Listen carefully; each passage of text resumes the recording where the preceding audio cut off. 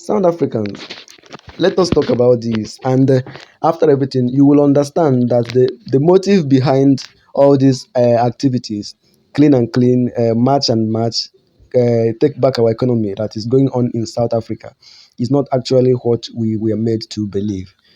You see, there has been a projection some many years ago that in 20 years' time, that is 20 years ago, that the economy of South Africa will be occupied by 80% of foreigners.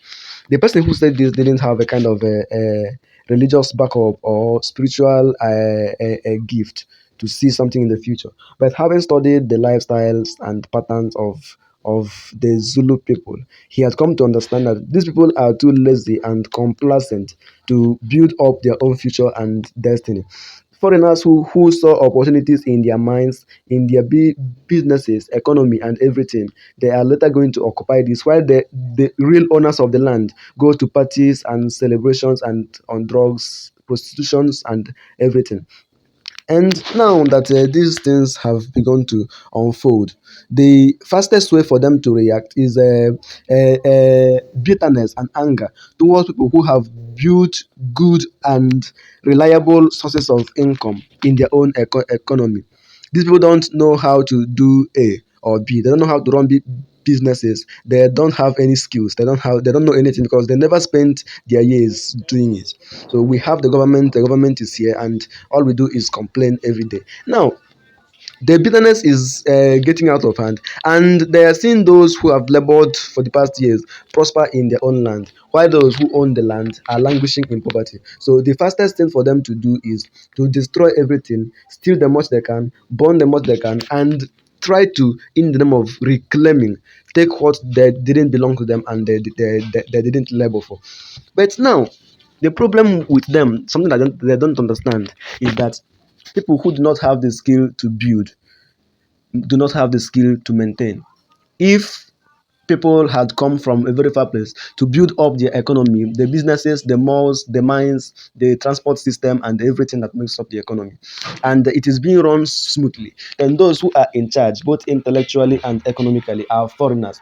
If you turn up against the foreigners and chase all of them away from your land, the government is in your support, they are on your side, but one thing they didn't tell you is that you lack the basic skills for maintaining those things. Now, you have emptied your streets, you have emptied your malls, locked up different businesses, and foreigners are now preparing to go home. You have seen Zimbabweans at their border where they are preparing to go. I mean, amidst stringent policies from their own government. Now, after everyone has left, the question is, what is next?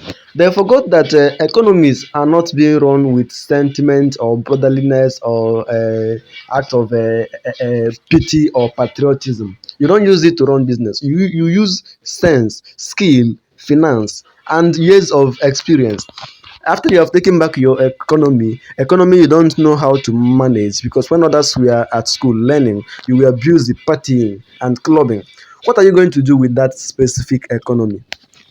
The government will feel from it. Even their Bureau de change is already complaining that the protest is already affecting the country's economy. So when you have taken everything back to yourself, how are you going to be able to manage something you don't know, you don't even know how to control?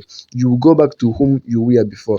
Now, the government, in an attempt to recover what has been lost, because the foreigners whom you have charged are the ones holding the major pillars of the economy, even the money in the bank. They will withdraw it and take it back home.